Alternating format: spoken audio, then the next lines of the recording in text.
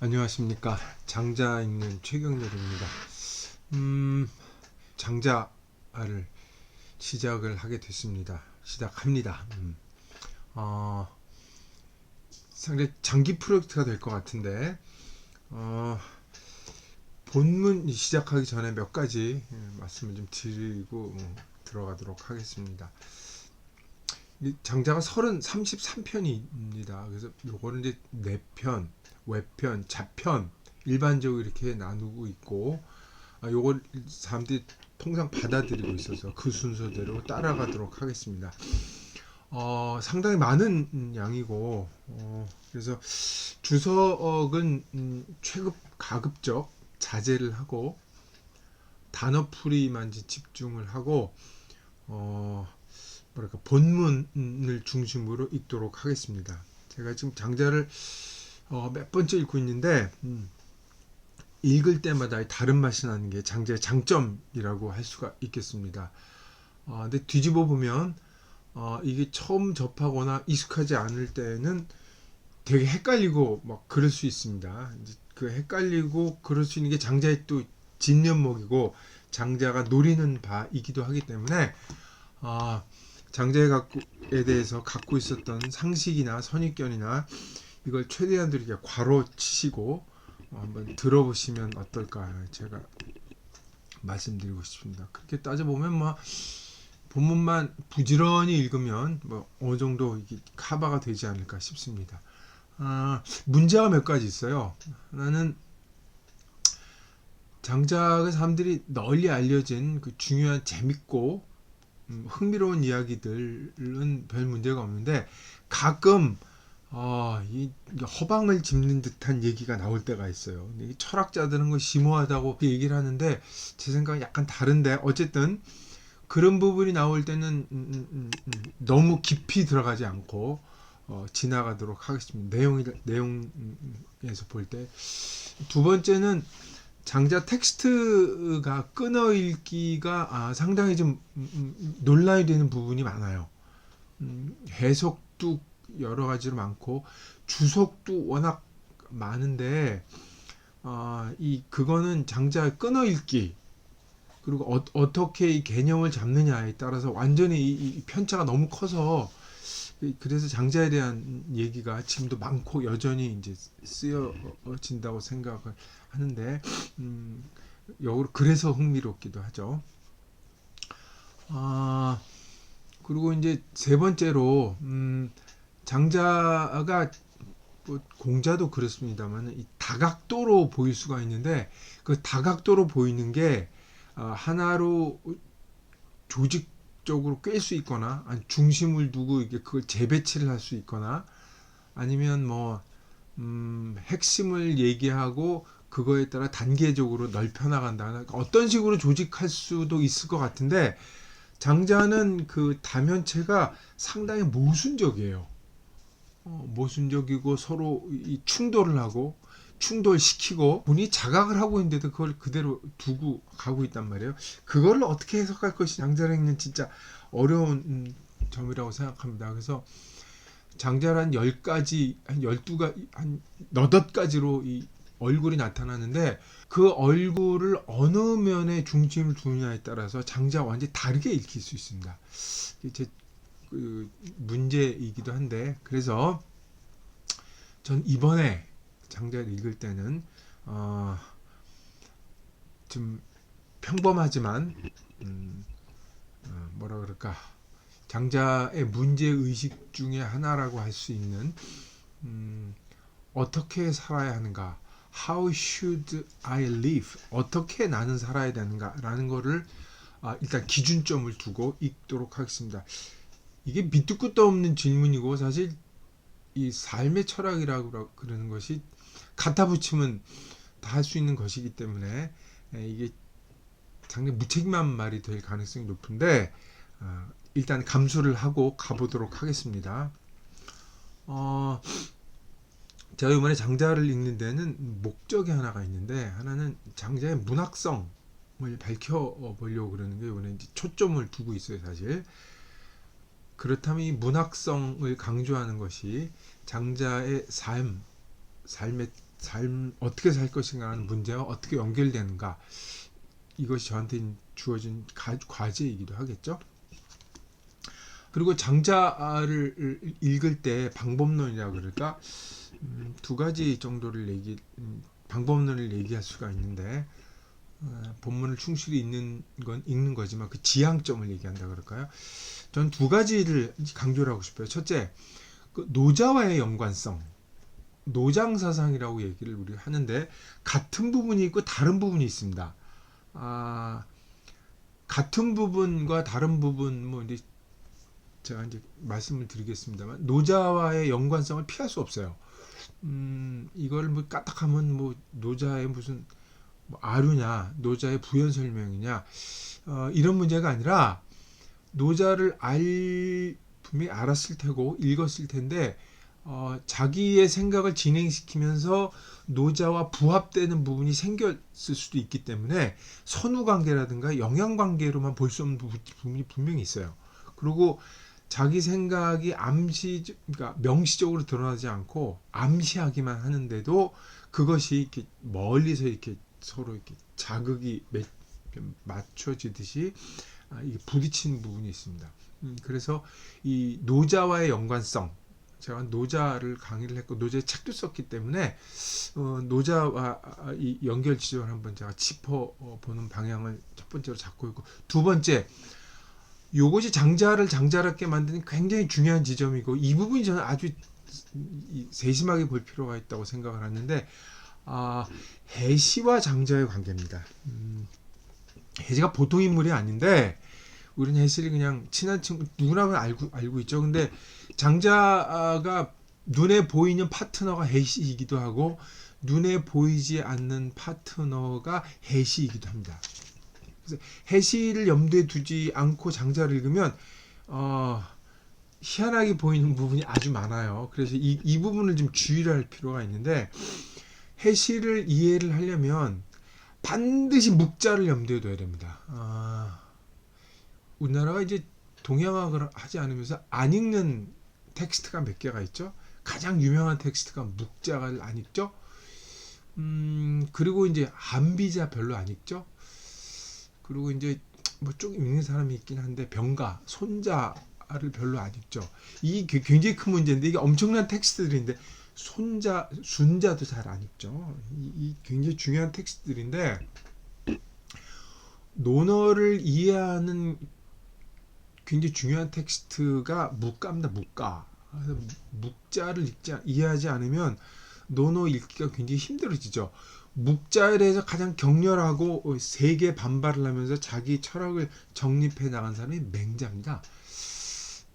그래서 묵자는 우리가 공자의 비판자고, 공자에 대해서 격렬하게 반대한 사람으로만 알고 있는데, 논어, 그러니까 공자와 묵자의 공통성이 의외로 많아요.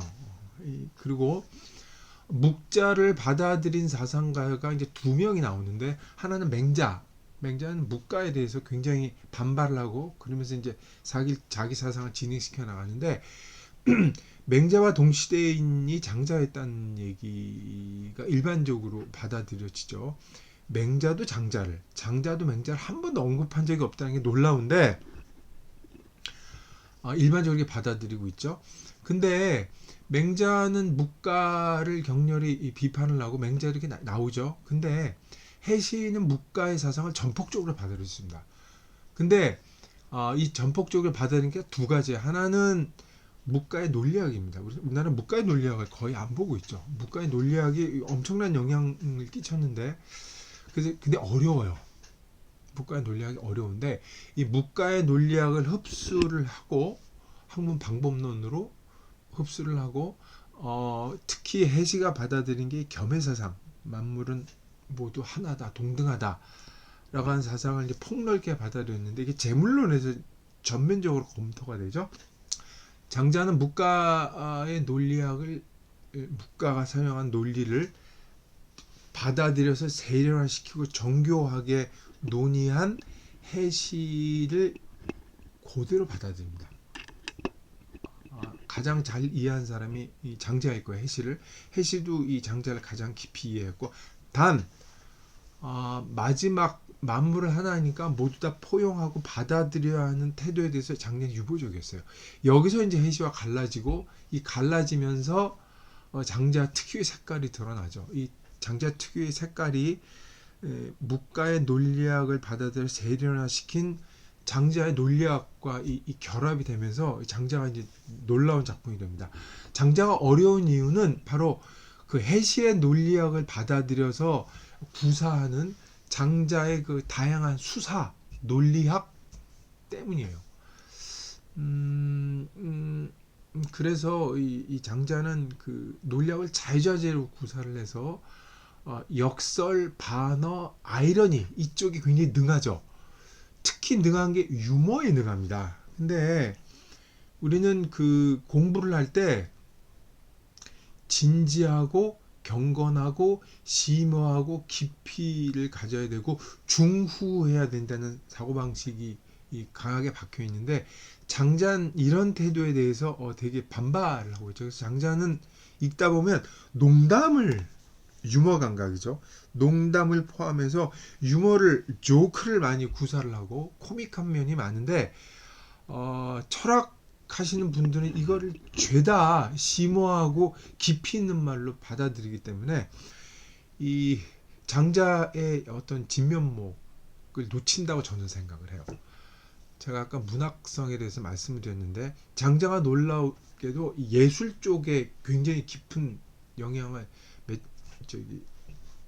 미쳤고 지금도 지속이 되고 있는데 그 중에 하나가 유머 감각입니다.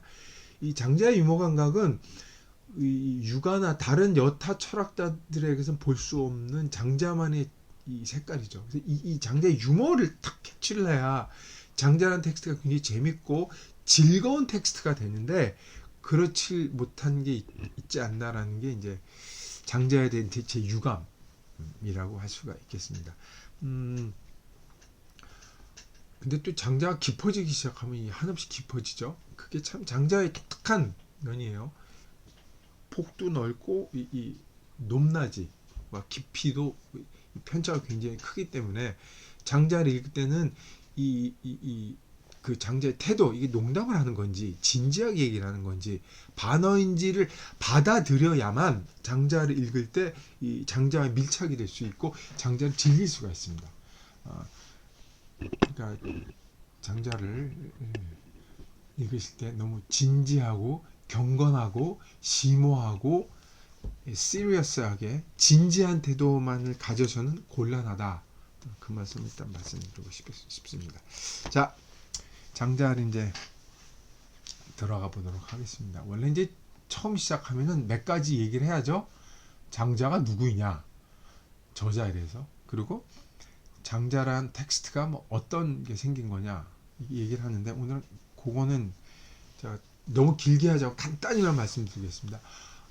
장자는 누구인지 정체가 불분명해요. 사마천의 사기에 장자 열전이 있는데 장자 전기가 너무 소가 짧아요. 짧고 장자에 대해서 이제 유명한 에피소드를 그 사마천이 넣어놨는데 그 에피소드는 장자 가운데 있는 에피소드를 끌어온 거예요. 근데 그것도 팩트 사실이기보다는 장자란 인물을 누가 이 간파를 하고 만들어서 넣은 에피소드일 가능성이 아주 높습니다. 그러니까 이야기 자체는 픽션인데 거기서 드러나는 장자상은 진짜일 수 있어요. 근데 사마천이 그걸 얘기한 거는 사실로서 집어넣는다기보다는 장자의 인물상을 넣었다고 보시는 게 아마 이 올바른 독법이라 저는 생각을 합니다. 아마 이 장자는 그 칠원이 지금 말하면 송나라 쪽인데 칠원이라는 게 칠이라는 게 온나무죠. 원은 우리 동산 어쩌 칠가